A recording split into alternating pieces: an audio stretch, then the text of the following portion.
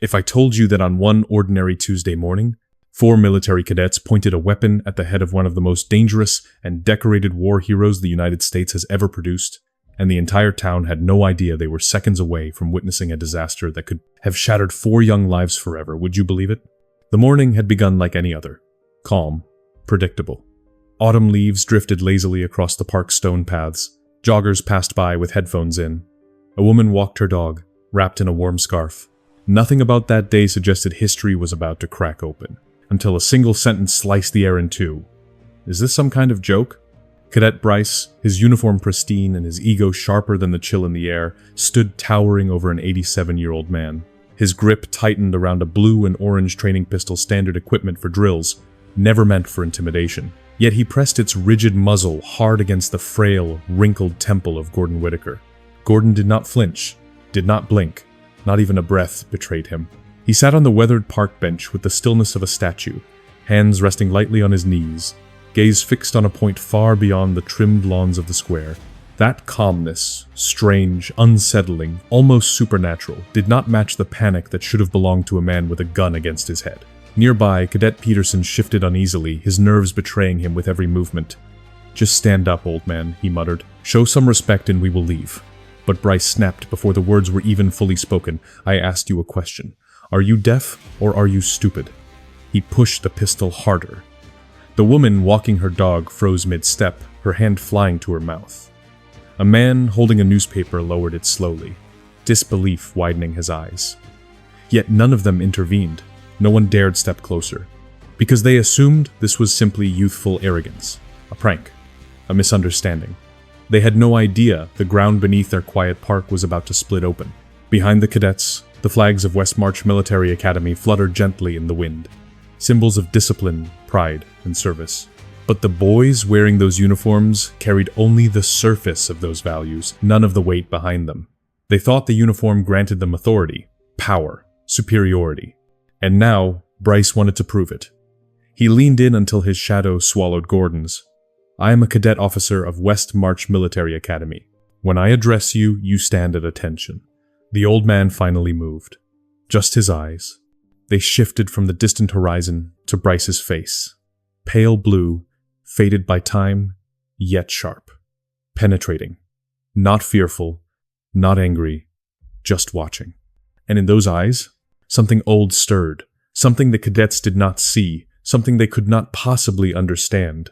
The breeze quieted. Even the birds seemed to pause. The park felt as if it were holding its breath, because Bryce thought he was threatening a harmless stranger. But Gordon Whitaker was remembering the weight of real steel against his skull in a jungle halfway across the world, a memory that was about to transform this quiet morning into something none of them would ever forget. And this is only the beginning. Stay until the end, because the truth about this man will shock you more than anything you expect. The confrontation had not begun with a weapon. It had begun with something far more ordinary, a thermos of hot black coffee. Every Tuesday morning, Gordon Whitaker sat on the same weathered bench facing the parade fields of West March Academy, watching the cadets drill like shadows from a life he once lived. He had just poured himself a steaming cup when 4 cadets strode toward him with the swagger of young men who believed the world owed them respect. Bryce led the pack, tall, chiseled, and carrying the careless cruelty of someone who had never been tested by anything real. They saw an old man in a worn red windbreaker and assumed weakness. They mistook age for irrelevance and stillness for fear. "Look at this relic," Bryce announced loud enough for the entire park to hear, feeding off the laughter of his friends. Gordon ignored them, lifting his cup and savoring the quiet morning as if their insults were nothing but wind passing through trees. His silence only emboldened their arrogance, giving them room to paint their insecurities across his stillness. One cadet pointed to the small, tarnished emblem pinned to Gordon's lapel. "What is that, Pops?" he asked, mocking the faded eagle, globe, and anchor. Bryce scoffed and stepped closer, crowding Gordon with performative dominance. "Probably got it from a cereal box." Gordon calmly screwed the cap back onto his thermos, placing it beside him with slow precision. He still did not look at them, but his quiet voice cut through their laughter like a blade. "You should move along, boys." The simplicity of that command struck Bryce like an insult. His pride ignited into something uglier, something reckless. He shoved Gordon's shoulder not hard enough to injure him, but hard enough to cross a line that should never be crossed. Gordon did not stumble. His frame absorbed the shove with the unmoving resilience of an old oak tree that had survived 1,000 storms. Slowly, he rose to his feet. He was smaller than Bryce, lighter than Bryce, older than all of them combined, yet the air around him changed. A coiled stillness settled over Gordon's posture, a quiet readiness that none of the cadets recognized. For the first time, uncertainty flickered in their eyes. Something about him felt wrong. Or perhaps it felt too right, like a soldier returning to the stance his bones had memorized decades ago. Gordon's voice remained calm when he spoke again. "I will not tell you again." The restraint in his tone was almost eerie, the kind of restraint that only comes from someone who has seen what happens when restraint is lost. Bryce's face burned with humiliation in front of his peers. His rage, unable to tolerate this challenge from a man he believed beneath him, boiled over. "You will not tell me anything," he snapped, unholstering the training pistol with a flourish he believed looked powerful. Peterson stepped back instantly, fear tightening his face. "Bryce, maybe we should go." But Bryce dismissed him with a hiss. "Shut up, Peterson." He stepped forward and pressed the pistol against Gordon's skull, desperate to reclaim the dominance he felt slipping away. The park fell silent. The air grew colder. No one understood what Bryce had just awakened. Because in the moment that plastic muzzle touched Gordon's temple, the past began to stir in him like a sleeping beast. And when it fully wakes, everything around him will change. Stay with this story, because what Gordon remembers next will pull you into a world the cadets were never prepared to face. The cold plastic muzzle against Gordon's temple felt nothing like the real steel he remembered from decades earlier, yet it awakened the same instinct buried deep in his bones. In an instant, the calm autumn air dissolved, replaced by the suffocating heat of a distant jungle where survival was measured in seconds. The crisp smell of fallen leaves gave way to the stench of mud, sweat, and blood. Bryce's face blurred, morphing into the terrified eyes of a young enemy soldier, no older than Bryce himself, standing in a trench filled with rainwater and bodies. In that memory, Gordon was not the victim. He was the storm. He was the force that held the line when the world collapsed around him. The jungle echoed with screams, gunfire, and the heavy breathing of men who knew they were not all making it home. His mind sharpened on one detail: a hand. His captain's trembling hand pressing a small eagle, globe, and anchor pin into his palm. It was still warm from his captain's pocket, still carrying the weight of a legacy that stretched back generations. "The official one will come later, Gunny," the captain rasped. "But this one was my father's. He wore it on Iwo Jima. You honor him by wearing it now." The memory vanished as suddenly as it arrived, leaving Gordon standing in the park with an unbearable sorrow coiled deep beneath his ribs. The training pistol was still against his temple, but now its significance was laughably small compared to the ghosts that had just flooded his mind. Across the street, retired Army Colonel Frank Jensen had been walking toward a newspaper stand, thinking nothing of the 4 cadets strutting across the lawn. He had seen young soldiers full of pride and noise many times before, but when he saw the pistol, the color drained from his face. Frank froze. He recognized Gordon's posture instantly. It was the posture of a man who had walked through fire and returned unchanged. He had seen it in Baghdad. He had seen it in the mountains of Afghanistan. And he had seen it in himself during the worst nights of his 3rd tour. It was the look of a man who had made peace with violence long ago. The look of someone who would not run from danger, only end it. Frank felt dread crawl up his spine because he suddenly understood the terrible truth. Gordon was not in danger. The cadets were. If someone did not intervene in the next 30 seconds, those boys were about to learn a lesson they would never forget and might never recover from. Frank fumbled for his phone, his hands trembling with adrenaline and anger. He did not dial the police. He knew they would mishandle this. They would see only a confused old man and a toy gun. They would not see the lit fuse burning between generations. Instead, he opened his contacts and pressed a name he had hoped never to call in a moment like this. The line rang twice before a voice answered, sharp and controlled. "Mcraven. Marcus, it is Frank Jensen," he said, his voice clipped with urgency. "I am at the town square. 4 of your cadets are assaulting an elderly man. One has a weapon to his head." There was silence on the line, a silence so heavy Frank could feel the gears turning in the general's mind. "Are you certain they are mine?" Mcraven asked. "I am looking at their patches right now," Frank said. "You need to get down here. Not your military police. You. The old man is not afraid. Marcus. He's about to solve this problem himself." Mcraven's tone shifted, filled with something like fear. Describe the man. Late 80s. Wiry.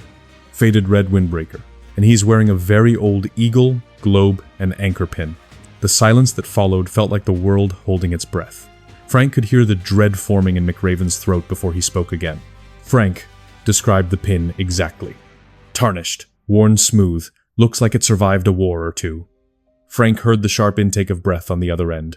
Then Mcraven's voice hardened into steel. Do not let him leave. I am on my way right now. The line went dead, and Frank lowered his phone with a sinking feeling twisting in his gut. Because whatever General Mcraven had just realized about Gordon Whitaker was big enough to terrify a man who himself commanded an entire military academy. And the truth he was about to uncover would shake the foundations of everything those cadets believed.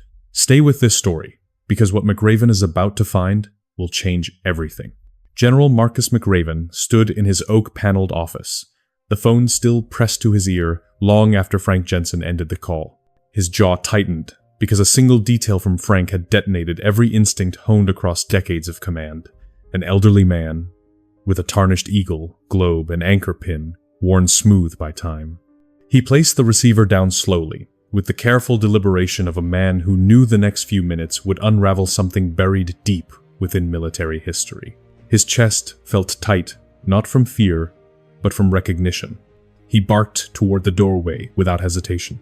Captain, bring me the Level 9 clearance archives. I want Operation Nightfall, not the public summary, the original sealed records. The young assistant froze, stunned into silence. Sir, that file is under triple seal. It requires presidential. Mcraven cut him off with a glare sharp enough to slice air. Did I stutter, Captain? The assistant paled, nodded, and sprinted out of the room as if running from a fire. Mcraven turned to his secure terminal, fingers flying across the keys. He entered strings of codes that few men in the country even knew existed. The screen shifted to a black interface containing the deepest vaults of classified military memory.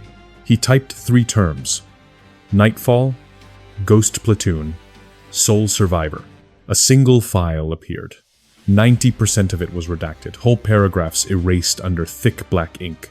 But one grainy black and white photograph remained intact.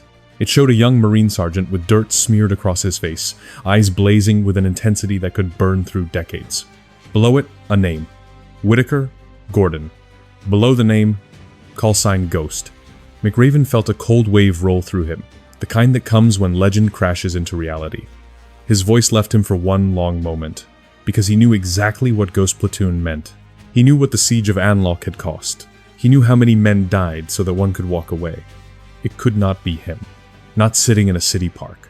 Not being threatened by 4 undisciplined boys who thought a uniform was enough to make them warriors. But it was him. Mcraven seized the desk phone with renewed fire. Colonel Davies, Major Thorne, assemble the entire command staff on the front steps. Class A uniforms. 5 minutes ago. His voice held no room for confusion. His officers responded like a thunderclap. Scramble the command vehicles. Code 1 escort to the town square. Move. He slammed the phone down and marched toward the door, grabbing his peaked cap with the precision of a man preparing for a funeral. Because what had happened in that park was not just misconduct.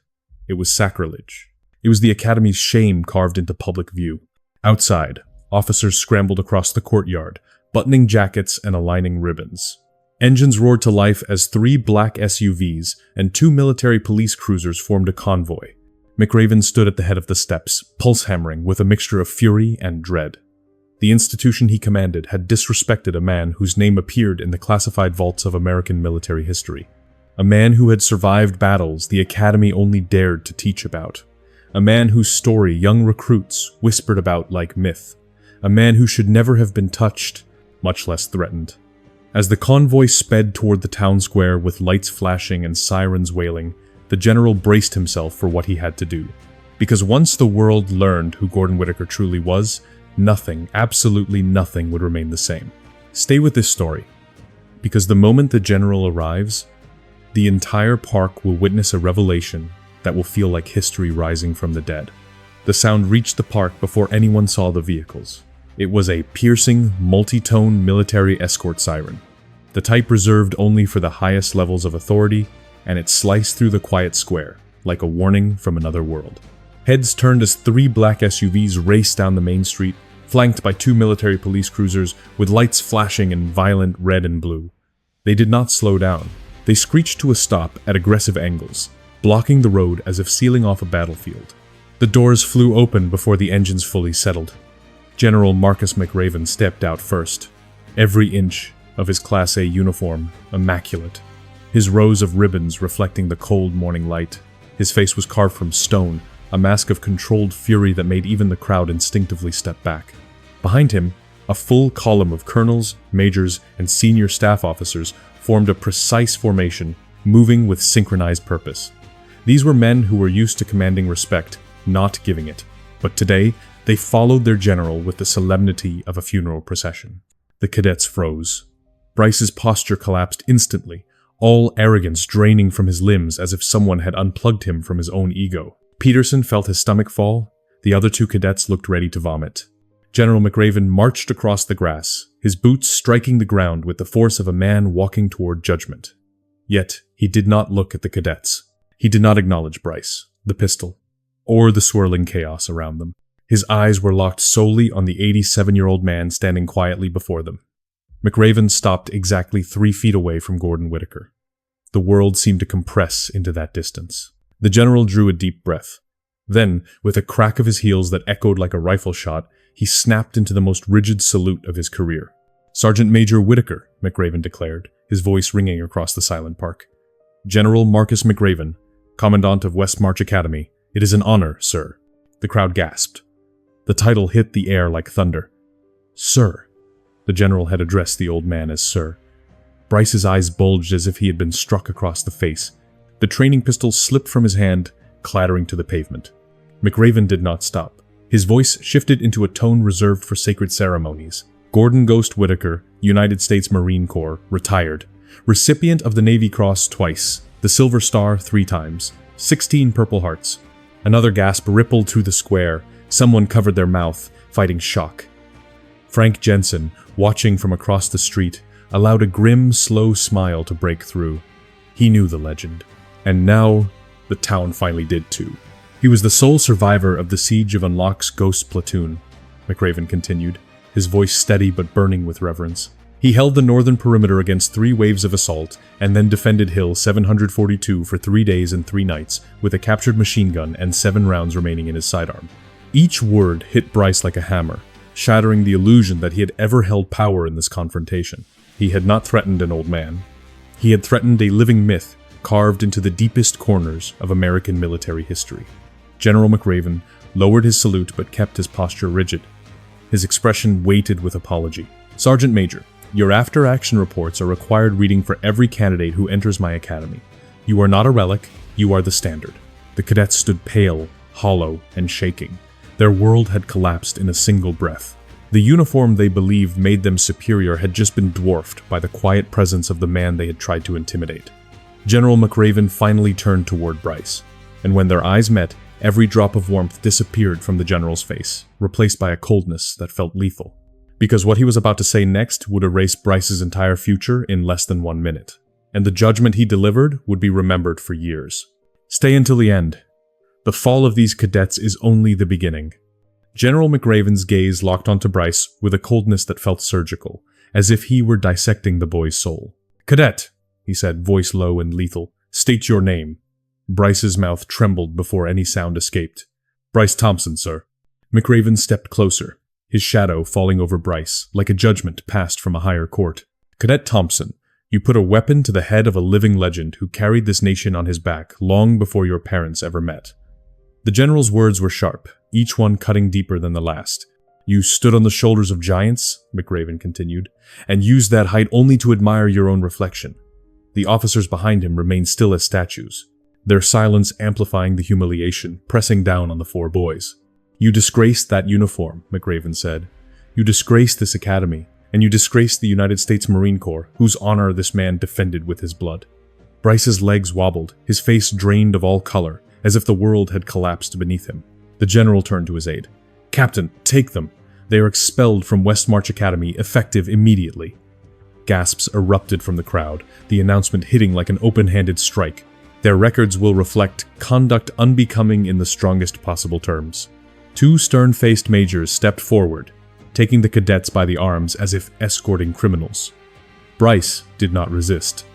Neither did Peterson. Their arrogance had evaporated, replaced by a hollow shock that left them moving like puppets with cut strings. General Mcraven's anger melted into something heavier as he turned back to Gordon Whitaker. His expression shifted from fury to remorse, the kind a commander carries when his institution has failed the very people it should honor. "Sergeant Major Whitaker," Mcraven said quietly, "on behalf of West March Academy and the entire armed forces, I offer my deepest apology." Gordon's eyes, pale and timeless, met the general's with a calm that felt like a lesson in itself. "They are just boys, General," Gordon said softly, full of pride with no war to put it in.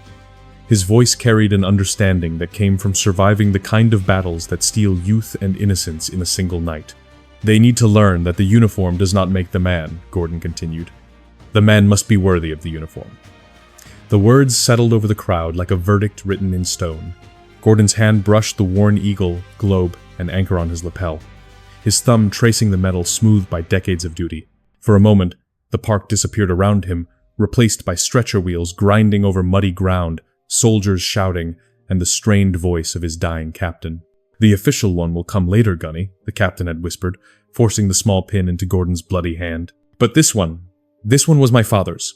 He wore it on Iwo Jima. Honor him by wearing it now."